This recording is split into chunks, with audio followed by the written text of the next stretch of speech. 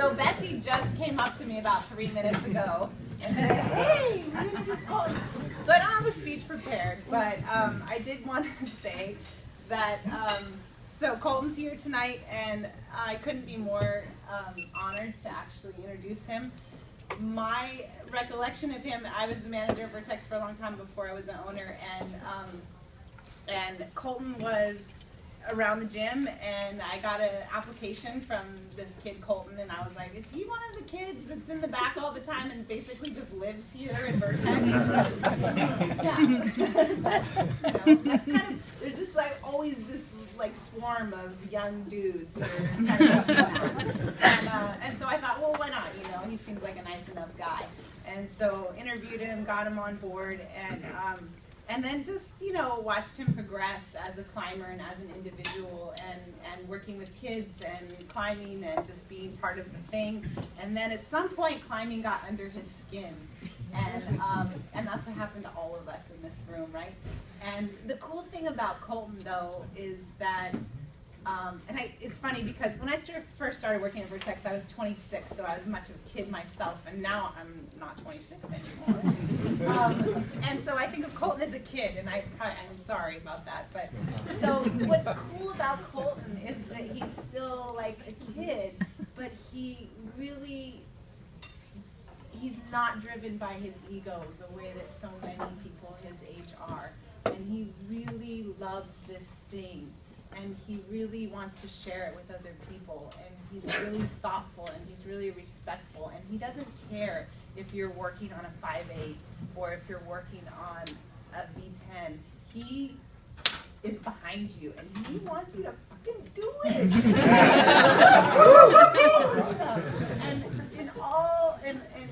And I'm gonna actually, I haven't seen that kind of an attitude and a wisdom in someone so young since I saw it in Kevin Jorgensen, in fact.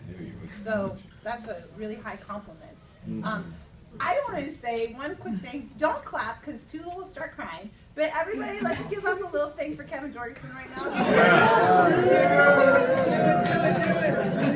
On the dyno pitch. 15 of the Dawn Wall. Maybe as we speak, and he's going to crush that pit. Crush that pit. And the reason I brought that up and thought about that is because Colton, there is a parallel there. He reminds me of him in a lot of ways, and that's a legacy. And so I'm honored to be able to talk about him and to kind of show that to you. You know, Tiffany Canavari can't be here tonight, but she should be the one up here introducing him because she had a lot of influence, and she brought him out to Bishop for the first time and to a lot of places. She trained him really hard in Team Vertex, and she started the evolution of the climber that we have today. And so I wish I could speak for her and talk about her experience with him, but all I could say is that I've been able to watch that progression happen from kind of a little bit from the outside, and it's impressive. And I'm just excited for the young man that he is becoming and already has become, and climbing has been so much part of that, and that's what we love about climbing, you know? Amen. Yeah. All right. So The first of many shows. All right. Hello. Thank you so much for that. That means a lot to me. So I'm Colton, if you didn't get that. First I'll start with this photo because you're not going to see it again, and I get a lot of questions on it. This photo was taken by a friend of mine, Jen Crook in Bishop, and that's the Buttermilk's parking lot right there. And it's a climb called the Buttermilk Dome Crack. It's not hard, it's about 5.2 to 5.4, but super aesthetic and super fun. It's my warm-up and cool down every time I'm in Bishop. And Jen was just a girl that I met at the base of Evolution, and we got psyched to go take some photos, so I took her up here, and that's what we got. Nice. So, yeah, my presentation here is about my last 4 years of climbing, which have been my only 4 years of climbing. I started when I was about 13, 4 years ago. So I dug through the archives, and I'm going to just kind of go back a little ways. This First photo is probably the first time that I ever touched a climbing rope. It was my dad's old 11 millimeter, I think, rope that he used back in the day with the Sierra clubs. And back then I didn't really know what climbing was, but I found all his climbing gear in the garage, and that would later trigger me first going to Vertex, and that would trigger a lot of other things. So this photo was taken in Montana. We lived in a small town called Polson. This is Flathead Lake. We lived right at the south end of it in northwestern Montana. Very gorgeous. Those are the Rocky Mountains in the background. Here's one more photo. So we lived just outside of here. And as a kid, I was never much into video games or any of that sort of thing. I was a very outdoorsy kid. I spent most of my time in our backyard doing things outside. This was our home. Christmas, obviously, very snowy. But we had a few acres in the back, so I would spend all my time, playing in the snow, going canoeing on a lake that we lived by, or making forts up in the woods, doing what kids do. So a little further, here's probably the first time I ever touched a climbing harness. Again, my dad's old climbing harness, working on it. Finally figured it out. Yeah, this was on a backpacking trip, and I think I put it on to go rappelling, so I still hadn't gone climbing yet. And I found the picture of the first time I went climbing, which I think is right here. It was at a fair in a town close to where we lived. So back then I didn't really know what climbing was or how to do it, but I had fun. The rope kind of pulls you up the wall, but I liked it, and it was a while before I got back into it at Vertex. But so progressed a little ways. We moved to Santa Rosa from Polson. Spent a few years settling in. One day I find all my dad's climbing gear in the garage. I ask him how it works. He explains a little bit, and a little while later, on a weekend, he suggests we go to Vertex, this local climbing gym. I hadn't really heard about it, and we go, and I had a great time. And I couldn't find the photo the first time I climbed, but I went, climbed some 5.6s, had a great time, and whoever was working front desk, I think it was Stephanie at the time, told us about Team Vertex, the local kids team. So I got really psyched on it, and I was a lot more shy back then, but I knew that I really started to enjoy climbing, and I wanted to give it a shot. So I joined the team on my first time to Vertex, and all three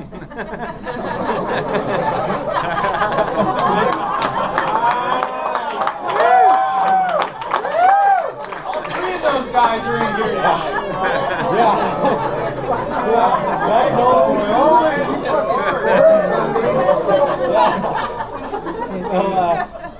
That's Nolan. That's Nolan, and that's Matt. They're in the back corner over there.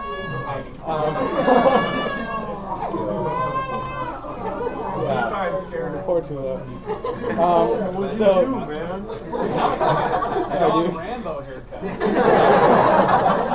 So this was a comp, and this was themed. We were trying to go as like the Stone Masters or something. That's not how we normally dress. So that was us, and we kind of grew up together. The first few years of climbing, we were the guys on the team, all the same age group. We just progressed together, and the first year of all of us on the team was sort of a joke. Half the time we'd go buy Skittles and sit in the back talking, and then go out and climb a few routes. But we grew up together in the team, and then after doing that for a little while, I went out climbing outside for my first time, and here's my first trip outside. It was at a Turtle Rock, up in the Marin Hills. So this was probably the first time I ever went climbing with my dad out there. Again, I had no idea what I was doing, no technique, but I knew it was fun. Here's another photo from that trip. The only time I wore Sportivas too. So as a beginning climber, I have a photo that I found of when your fingers start to hurt, you got to tape them all up. That's a common misconception. So that was me 4 years ago. A little bit has changed. So a little later, here's one of my other first times outside up in Sugarloaf. Just exploring around there with my dad, with my first Mad Rock pad that I got for Christmas. And then fast forward a little ways, I did my first sport climb. This is a 5'8" called Black Pearl out at Salt Point. I did it with another OG team member, Eli Tracy. And I've never been too much into rope climbing, but it was a lot of fun, a little scary getting on the sharp end, but that was a good experience.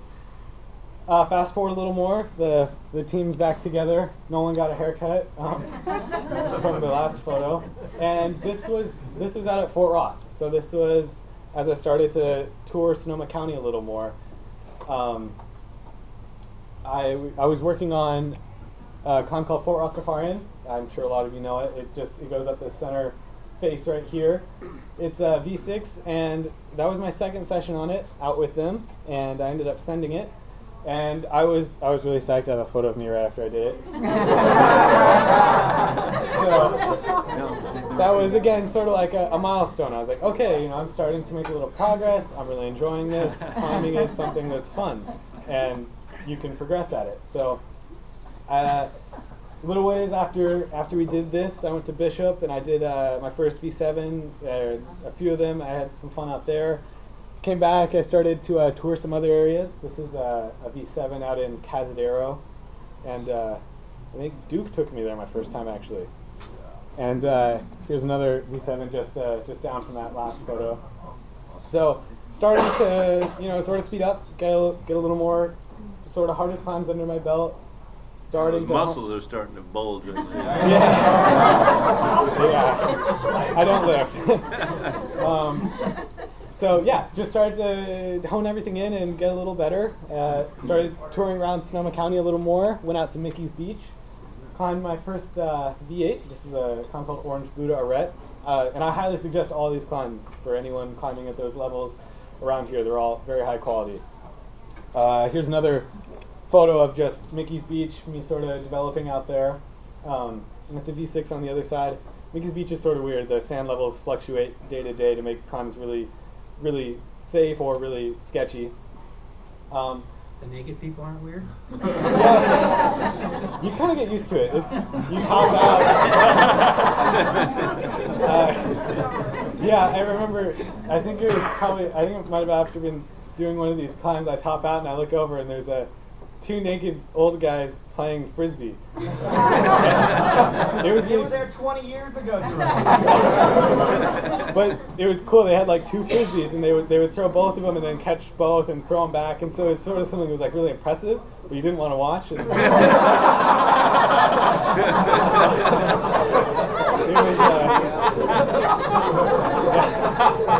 it's an interesting dynamic there. I suggest the climbing, but yeah, if nudity makes you uncomfortable, definitely don't go, because you walk up and you're like, okay, cool, there's no nude people, and then you kind of look a little closer and they all blend in with the sand.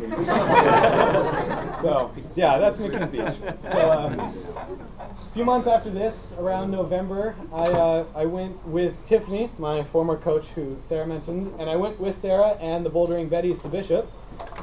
Which, yeah, I don't believe that was my first trip there. Definitely, no, it wasn't my first trip, but I went and I kind of tagged along with them, and while they were working on a few climbs, I went around the corner with two pads and I ended up doing my first V10, a climb called Acid Wash, which was again like a big milestone. I started to realize, okay, climbing is something that I'm getting better at. I had never ever thought that double-digit climbing was attainable by myself. So that was a big milestone. Sort of opened up my eyes a little more. I started to realize that training and working hard at Vertex would pay off. So coming back from that trip with Tiffany, she was telling me about a tradition she had to go to Joe's Valley, Utah every year for a few weeks. So I actually have a photo of Tiffany right here. So we planned this trip, spent a little time back home, and then in June we went to Joe's Valley for 2 weeks, which was super fun. We met a bunch of great people, and on that trip I climbed my first V9 and my first V11. So it was Joe's Valley is sort of a softer area to climb at, so it was sort of a good way for me to dip my toes into like harder grades and learning how to project and learning how to focus all my energy onto certain climbs and get something from it. So here's a photo of me on my first V11, a climb called hydrogenated oil.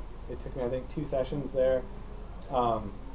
Really short, definitely considered soft by many, but it was a big milestone for me. I had pulled my tendon on my first V9 like a few days before, my left ring finger.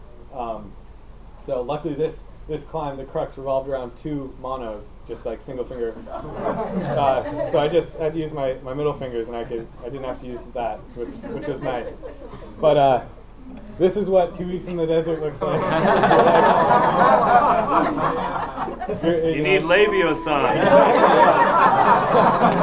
We'll get you hooked up. Yeah. So it's you're really psyched, you have fun, but you definitely get beat up there. Your hair is definitely not in top condition. Your lips get chapped, you get sunburned. But is this like really interesting, but you don't want to look? It's like Mickey's Beach. You're like, yeah. So, and here's just a photo of some of the people we met out there. That's Swiss, Daniel and Tiffany. That's a guy, Mike, and then Ronald, who's a Canadian astronomer. So it was fun to camp with him because he would point out all the stars and constellations at night. Yeah. So shortly after that trip, I came back and I got my first sponsor, a company called Giddy Organics, and they make a hand salve and a lip balm. Which now, you show them the picture? Yeah, would have been handy a month or 2 before. And this is taken out at Fort Ross. But, again, like climbing my first V10, that was a big milestone. I started to realize, okay, I'm starting to get a little more recognized. This is something that's doable. It just sort of all built up. But while we were driving back from Utah, a good friend of mine, Giovanni Traversi, I'm sure a lot of you know him. He did a presentation here a little while ago. I was messaging him on Facebook or text messaging because he was in France at the time, I believe. He was in Europe with his brother Carlo, and he was telling me that he was having an amazing time and he really wanted to come back that following October. Go to a place called Magicwood. So we were talking about it, and he said, "Yeah, dude, you should totally come with me." And I was like, "Right on, dude. Like, that'd be sweet." And I told him that. I said, "That'd be really cool. I'll try, but don't really plan on anything." So I went home, kind of not expecting much, and just pulling into the garage when I got dropped off by Tiffany, I told my mom, I said, "She invited me to go to Switzerland. Like, what do you think about that?" And the first thing she said was like, "All right, how do we make this work?" So that's pretty classic support from my mom. Hey, Mom.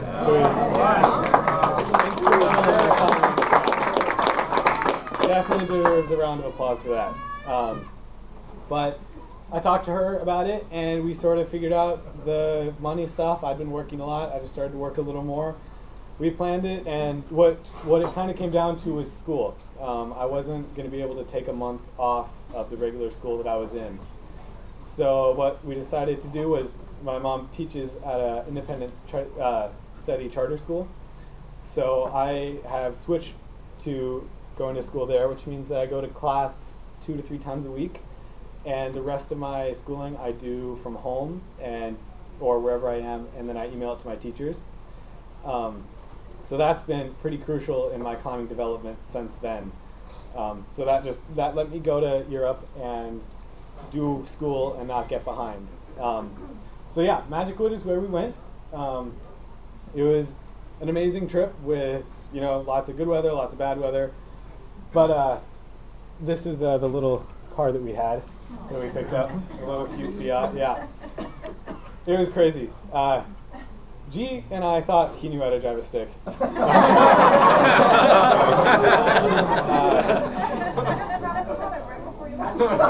Yeah, I don't know the whole story, but we get there and we couldn't put it in reverse. It took us, we really tried. We spent like 20 minutes really trying, and I'd never driven a stick before, so I didn't know, but we went into the people who we rented the car from, and they told us you have to like pull up and go into reverse and it'll work, and we we got into reverse, and then we were stalling everywhere. And I don't know if you've been to Europe, but they have a lot of random toll booths along the freeways there, which you have to stop at.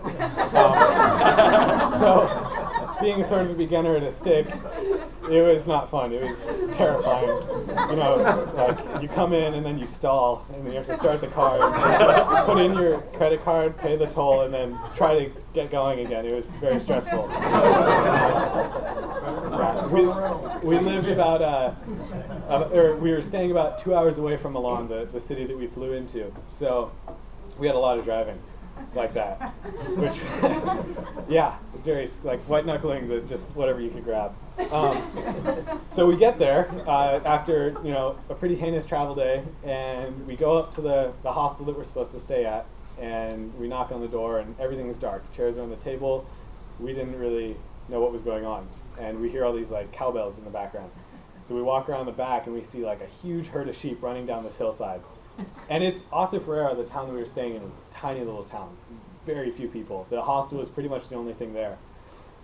So we see this little house, and we walk up to it, and there's some German or Italian lady sitting out there, and we're trying to ask them what was going on. And basically all we could get from the little English they spoke was that they were closed. And we didn't really know what that meant.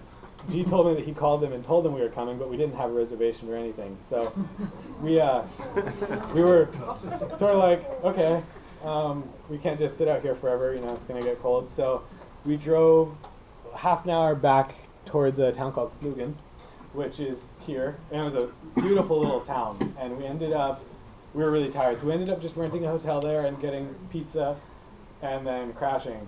And at that point, we were sort of unsure where we were going to stay for the rest of the trip, because it was very expensive to stay there for one night. It was like 200 francs, I think, or something. So we were a little stressed out there. How long was your trip again? 1 month. Oh, wow. Okay. Yeah, so we didn't want to stay there the whole time. Did I say a question? Maybe not. So yeah, this was just the view from right outside our hotel. I'm not sure what mountain that is, but definitely gorgeous. So the next day we wake up, eat breakfast, and we drive back to the hostel, and what it turns out is that every Wednesday they close. It's like a holiday day or something, and we had flown in on a Wednesday. So it all worked out. We met the people there. They were super cool. We got a room, and we paid for a 4-person room because it was cheaper, and there wasn't many people there. So we had the room to ourselves the whole time, which was nice. And this is the view from our window. It was gorgeous. And just note the snow level around this photo right now, because there's another one later. Yeah. So non-existent. Yeah, exactly. So Ossa Ferreira is the town, and Magic Wood is a climbing destination. It's a really amazing spot, and it's really convenient. We rented a car, although we probably didn't need to, because you can walk to the boulders from there. It's right along a river, and there's a bridge at the upper end of the climbing and a bridge at the lower end. So if you want to get quick access to the climbing at like the southern end of the river, you can drive down to a parking lot and then hike across this bridge right here and get in, or you can just walk from the upper bridge and then walk down. It's maybe half a mile long, and it's really, really dense. And there's climbing from the riverside, like right on the beach, to way up in the hills. And then this is a photo from the riverside. So it's super convenient. We really only needed a car to go and get food in town. Would be the avalanche sheds there? I don't know. I think that's what those are. Yeah, that's very possible, because it snows a lot there. Yeah, super sketchy on those roads because they're very narrow lanes, and they have a big bus that comes like every hour or so that just takes up like a lane and a half. And we drove too fast on those roads, for sure. So while we were there, we flew a pad over, and we knew some people that had pads over there. So we ended up sort of picking our separate ways, and each day we'd wake up, grab our pads, tell each other where we were going to go, and then we'd go climb by ourselves, which we both kind of preferred it that way. Kind of just putting all our energy into what we wanted to focus on. So the climb that I first started to focus on was this. It's a V10 called Franja, or Franja, depending on how you say it. It took me a few days, and I ended up sending it on a solo session in the snow after a snowstorm. It was a really surreal experience. I hiked out there pretty early in the morning, and I was the only person in the woods. I made all the footprints across the bridge and all the way to where I was, which was really, really a cool experience. It was sort of scary because Magic Wood's weird. There's like different layers of trails, and there'll be like holes, and you can see like 10 feet down to lower layers. It's really crazy, and there'll be like tree roots that you can just see like right through them to like 10 or 15 feet below. So it was sort of scary hiking through because you just keep falling and like landing at your knees with your foot dangling down in a hole. But I made it over there, set up the pads, and ended up doing it. And then here's a few more photos that G took while I was going back and working on a different variation of it. I do have a few of these. That's me working on cruxes. So yeah, we had a revolution pad over there. And then one night it starts to snow. We watched the forecast. We knew we were going to get some weather. And after like only a few hours of the snow, we look out our window and this is what we see. And we're like, wow, okay, it's coming down. We won't be able to climb for a little while. And a few days later, after it melted, here's a photo looking out. And this is the other side. So looking out the other end of the hostel, you can see these big mountains in the background. And then this whole building right here is where the hostel owners live. They live in the upper deck, and then they have a restaurant here and sort of a lounge area over here.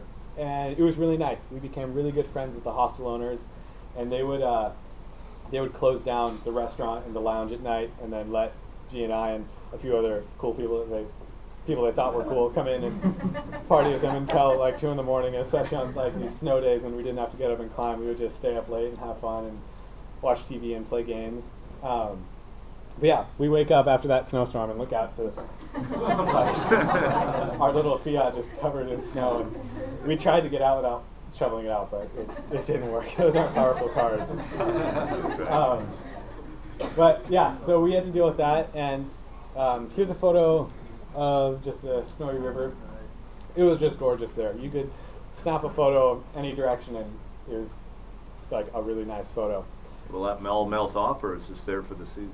It melted off, which was very unfortunate because, you know, when there's snow on any boulders and then it starts to melt, it just soaks them all. So because of that, we couldn't really work on any face climbs. Anything vertical or slab was out of the question.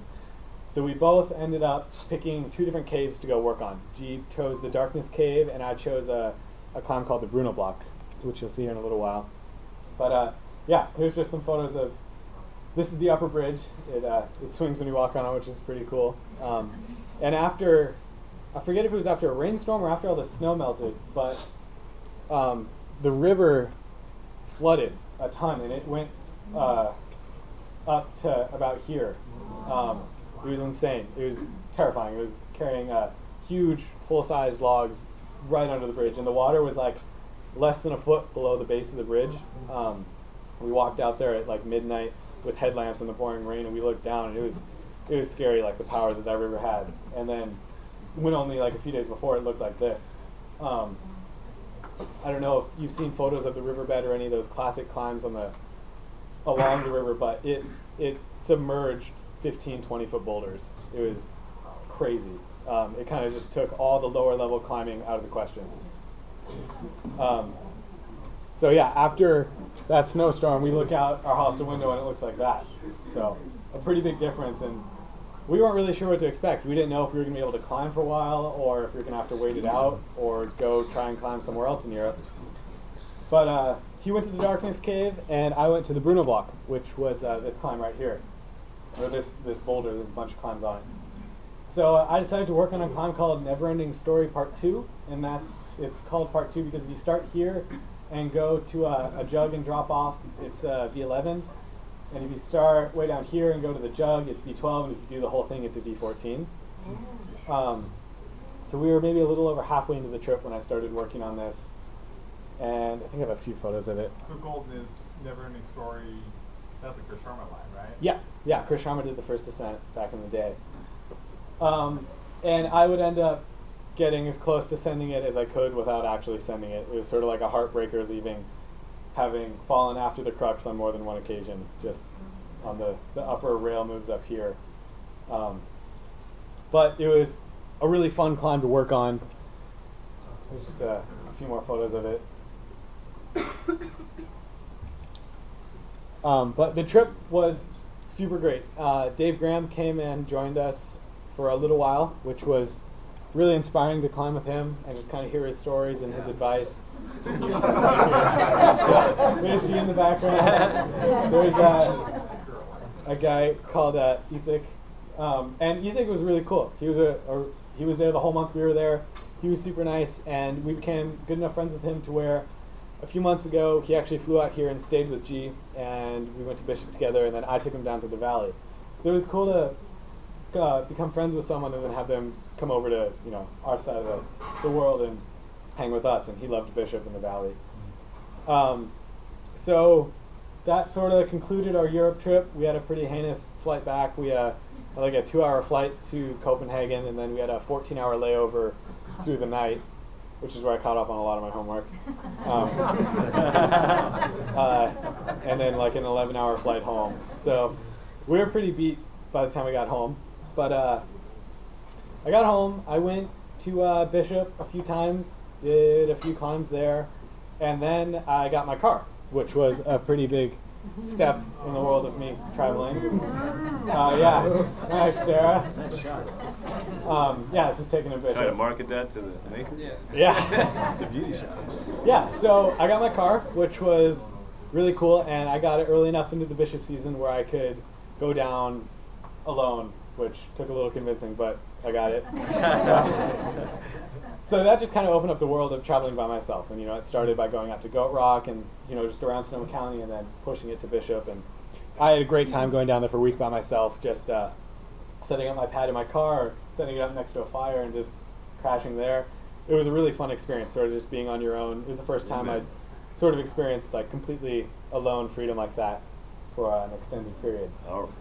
So I went down there alone for a week, and the first day I decided I'm just going to test a bunch of different climbs, figure out what I want to do. I went up to a climb called the Maze of Death, tried it, did sort of all right on it. And the next climb I wanted to do was a climb called the Mystery, something I'd heard a lot of people talk about. So I go down and I try it. I was a little low on skin from trying the other stuff, but I think I did most, if not all, the moves in like 20 minutes. And I was like, wow, this is possible. This is something I want to focus all my energy onto. So over the course of those 7 days, I was an idiot and didn't take one rest day because I was too psyched. And I climbed every day. And I couldn't pull it off by the end. I tried as hard as I could, but I kept falling. So I went home, still had a great time, and took a week to rest, regrow some of my skin, and then I went back out there with my mom. And she went down there. We were only planning on staying there a few days, and I ended up sending the Mystery on like my second go of my first day climbing there. I actually have a clip of it right here. So it's a drop off, unfortunately, but this was my first of the grade. It's a V12, and so far my only of the grade. But like climbing my first double-digit climb, it was a really big milestone, and it just kind of showed me that I could keep improving, and I wasn't at a plateau yet, although I sort of am now. What boulder is that? It's on the Grandma Peabody, so Go Granny Go is right there, and then the Southwest Red is on this side. Is Mom the videographer? Yes.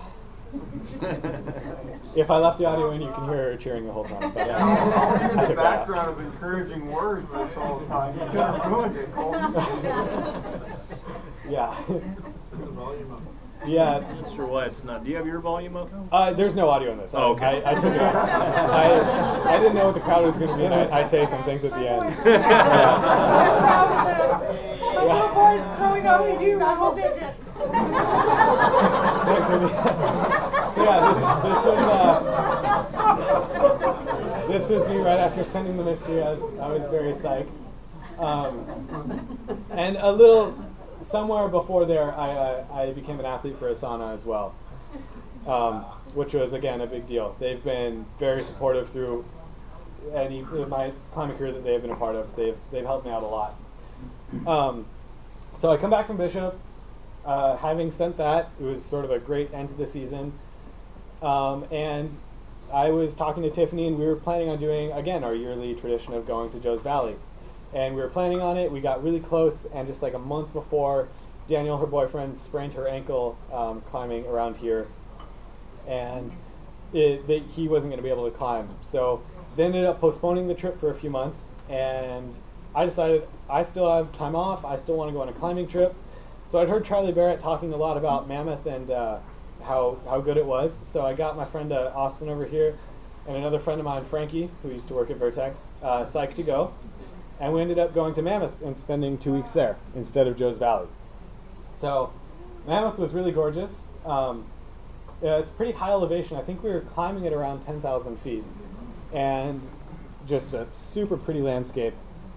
But it was a long hike. It was snowy up there, and every day we would wake up and hike for like an hour and a half, just uphill, kind of cross country in some points, through snow, through mud, to get to the boulders. And we ended up just stashing pads up there because there was no way we were going to hike them up and down every day.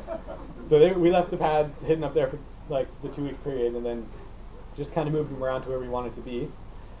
So we'd climb all day, and then we'd come back, and our routine was to set up camp, like go back to camp, cook some dinner, and then we'd go to the hot springs every night. And here's a photo from the hot springs I took. So we go sit in the hot springs for a few hours.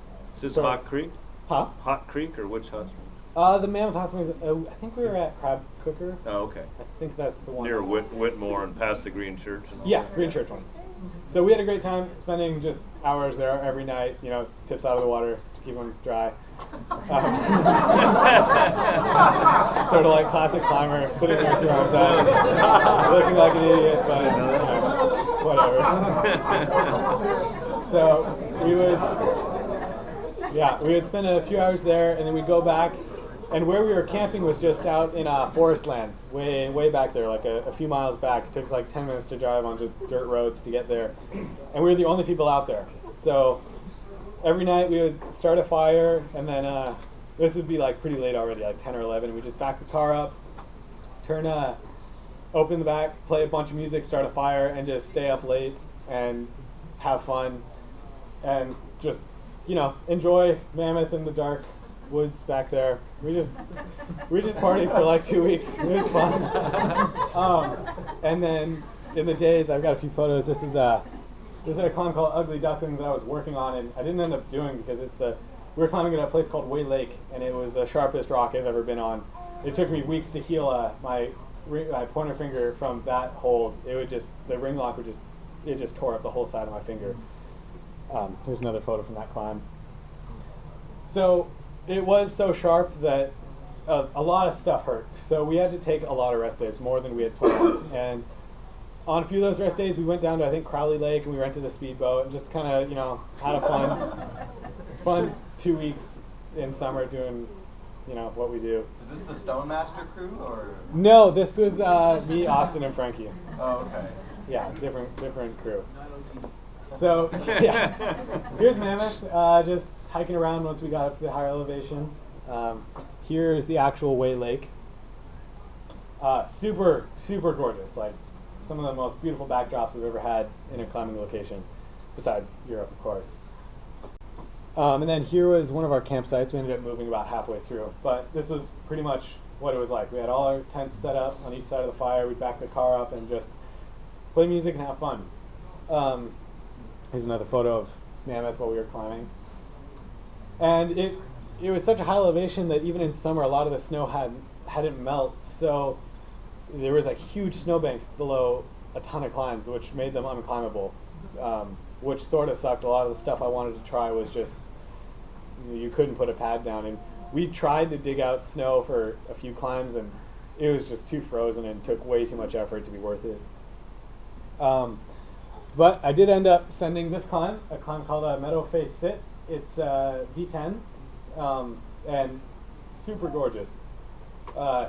We just go up there, climb a little bit, and then just hang out and enjoy the Sierras, until it got sort of dark, and then we'd hike out. So I sent that on like the last climb of the last day of the trip. I was super relieved to pull it off because it was It was really pissing me off. I was getting angry at it. Is that schist or what? It's not granite in that zone. Yeah, I think it is schist. I'm not sure. I couldn't tell you. I think it's. I don't think it's. I think it is. Yeah. It's not nice to take schist for granted. Good. Yeah. So I come back from Mammoth, and I'm in my garage one day. I don't know what I was doing, working on my car or something, and I get a call from an unknown caller from Idaho, and I answer. I say, "Hello, this is Colton." He says, "Hi, Colton. This is Jamie. I'm the owner of Asana." So I was like, "Wow." Hello, trying to be all polite and like, what can I do for you? And he ends up telling me about how when he was a kid, he used to skateboard a lot, and that there was this guy, Daniel Chan, who had his own YouTube series that just sort of documented his life as a skateboarder, doing the things he does. I don't know how old he was, if he was like 19 or 20 or a little younger, but he was really psyched on this, and he thought, we really want to bring this to climbing as a brand, and we think you're the perfect candidate to do this for us. He said, we're really impressed with all the marketing you've been doing for us. And I was like, of course, I would love to do this. This sounds great. And he'd offered to pay me for it. So I thought this would be a great way to make climbing, financially sustainable in some sorts. It'd start to pay off trips. Until you pull some pulleys. Yeah, right? No kidding, man. So, yeah. So we sort of talk it over, figure out exactly how we want to make this work, and he tells me, come up with a few pilot episodes. I'm not in a hurry to start it, but once I start it, I want to make it consistent.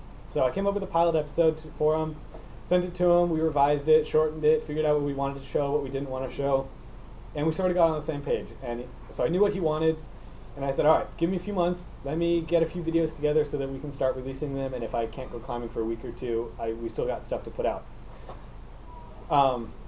So I've got the intro, which you'll see at the beginning of all our videos. This is just something I threw together.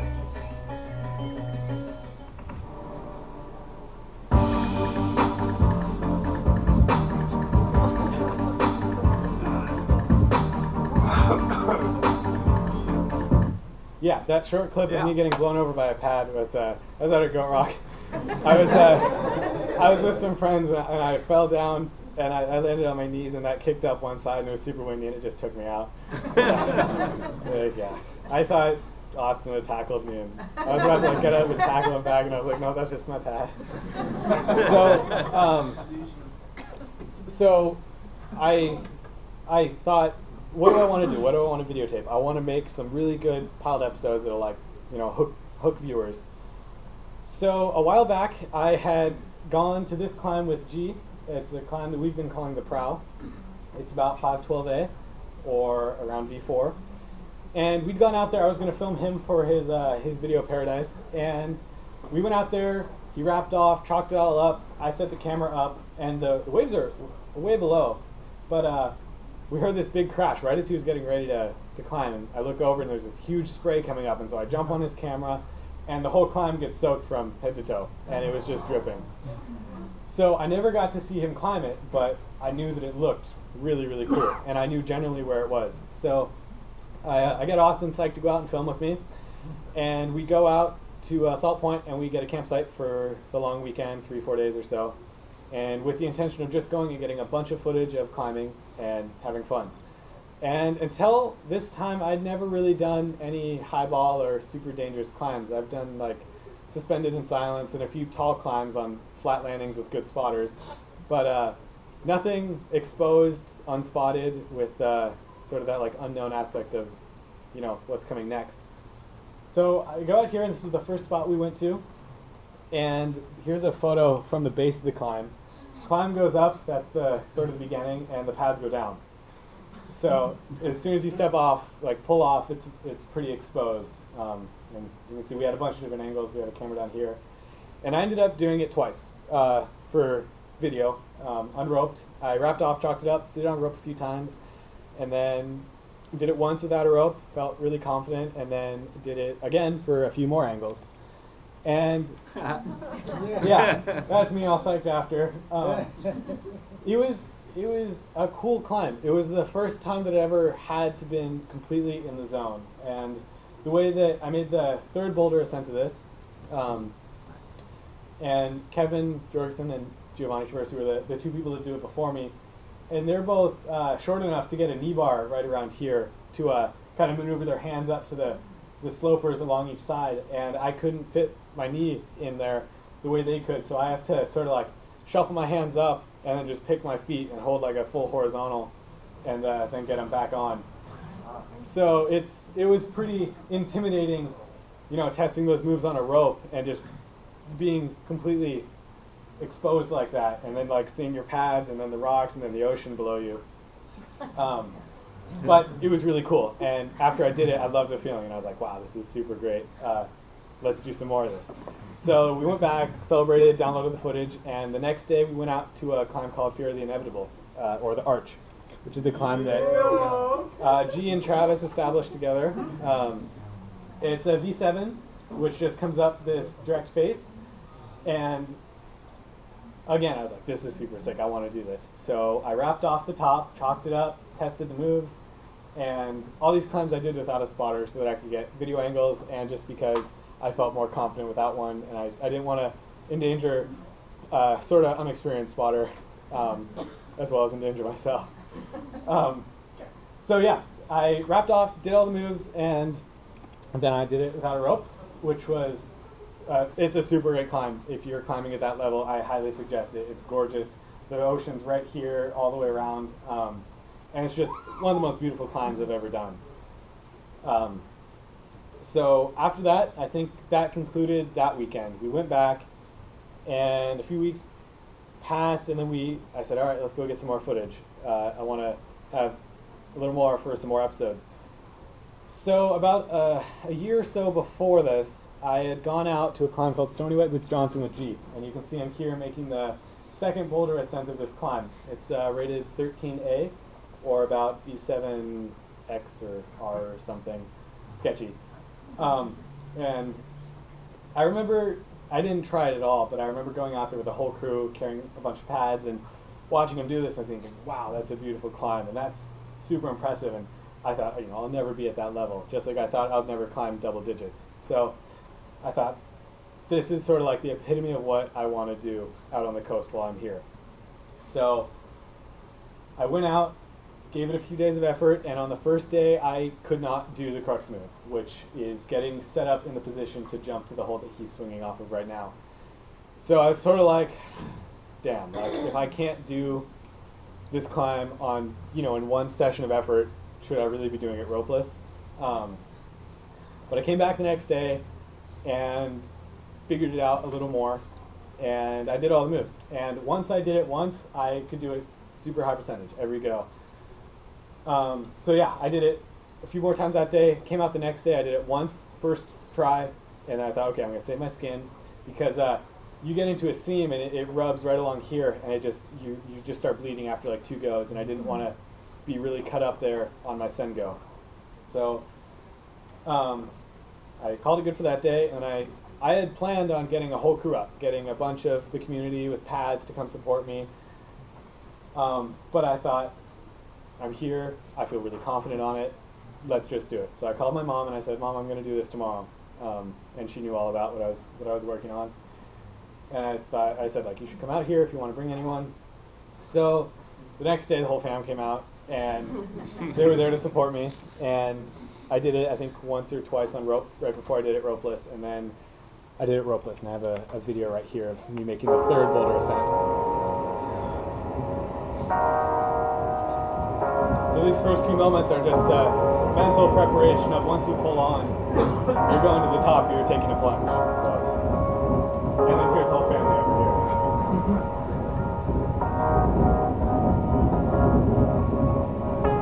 And I only had my 3 pads, so I had to make do. Nice. How tall is it? 35 feet. Tall.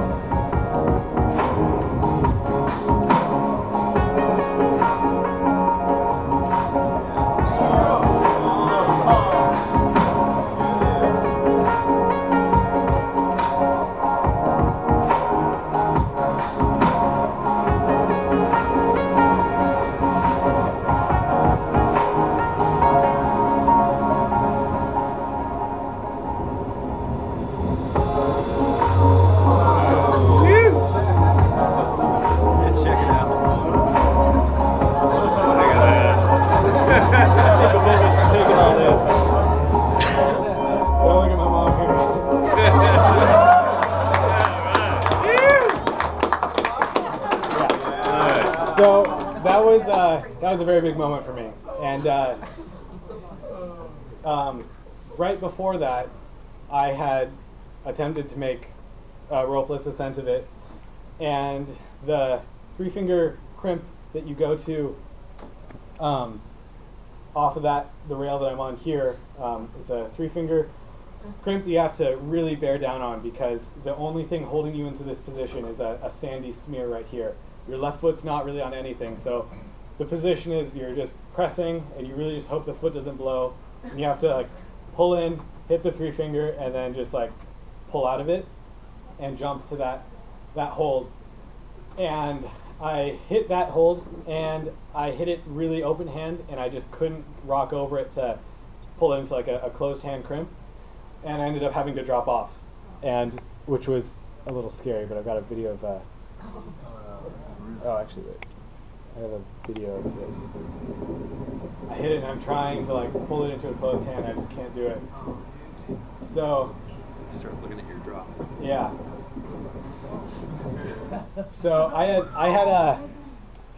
had placed my pads so that I could fall on one move and one move only, and that was that move. And I knew that if I fell holding this swing, I would have missed my pads, and if I fell anywhere below it, I had a good chance of hitting them.